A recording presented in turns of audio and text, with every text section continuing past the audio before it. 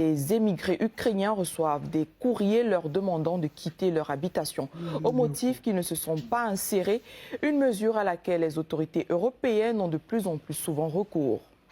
Depuis fin septembre, dans la région du Grand Est en France, des dizaines de déplacés sont sommés de rendre le logement, le plus souvent au 31 octobre, qui avait été mis à leur disposition par des associations.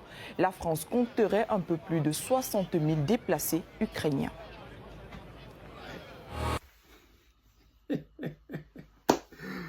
Ah, les amis, la guerre n'est pas encore finie, on commence à chasser les Ukrainiens de leur maison. C'est ça la réalité. Comme Vladimir Poutine le dit souvent, l'empire du mensonge. C'est-à-dire que ces gens-là qui aiment le mensonge, qui vivent sur le mensonge, dans un rêve quotidien. On nous avait dit ici sur le plateau télé au début de la guerre, oh, l'Ukraine, les Ukrainiens sont plus proches de nous. Les Ukrainiens nous ressemblent. On ne peut pas donner des maisons à des Africains, puis laisser des Ukrainiens dormir dehors. Aujourd'hui, là, c'est le 31 octobre. C'est le dernier délai pour les Ukrainiens vivant en France, là, dans les différents logements qu'on leur a donnés. Les amis, ça va chauffer.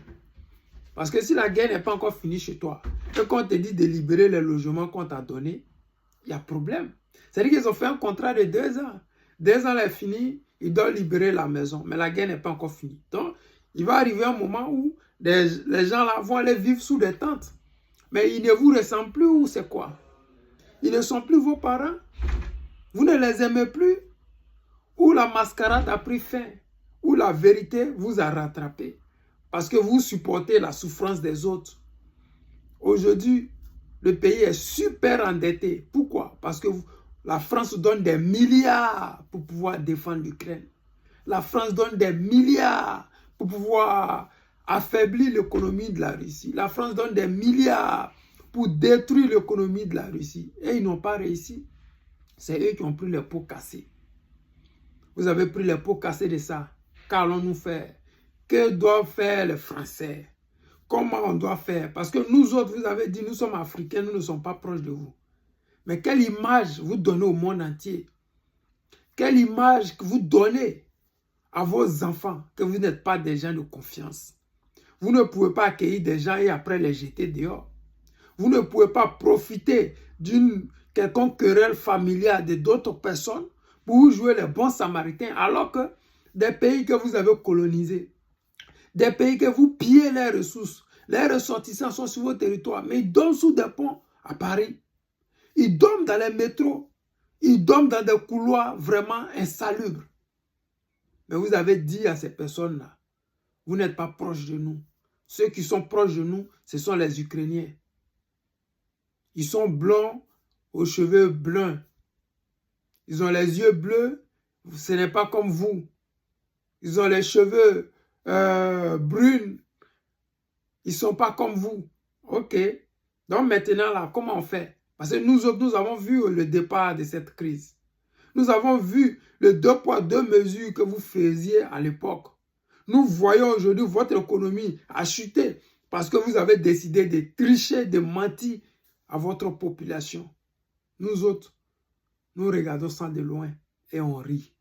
Parce qu'on s'est dit, vous avez perdu l'Afrique à cause de ça. À cause de cette guerre en Ukraine, vous avez beaucoup perdu en Afrique. Parce que vous avez démontré aux Africains que vous pouvez donner des chars, des avions, des munitions, de l'argent pour combattre des envahisseurs. Au Mali, vous n'avez rien donné, au contraire, vous avez pillé le Mali. Au Burkina, vous n'avez rien donné, au contraire, vous avez pillé les Burkinabés. Au Niger, vous n'avez rien donné alors que vous avez pillé l'uranium du Niger.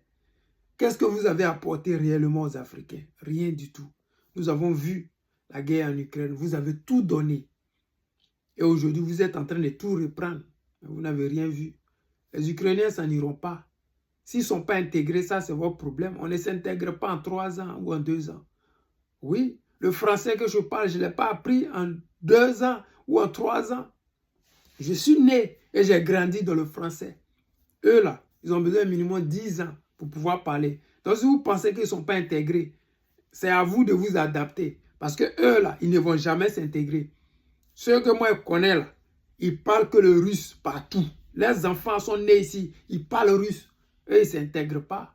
Mais ils sont blancs comme vous, donc vous allez gérer ça. Les amis, c'est le président Lothar. C'est un problème familial. J'étais de passage, je voulais juste mettre ma bouche dedans pour voir comment ça s'est passé. Je vous aime et je vous dis à tout à l'heure.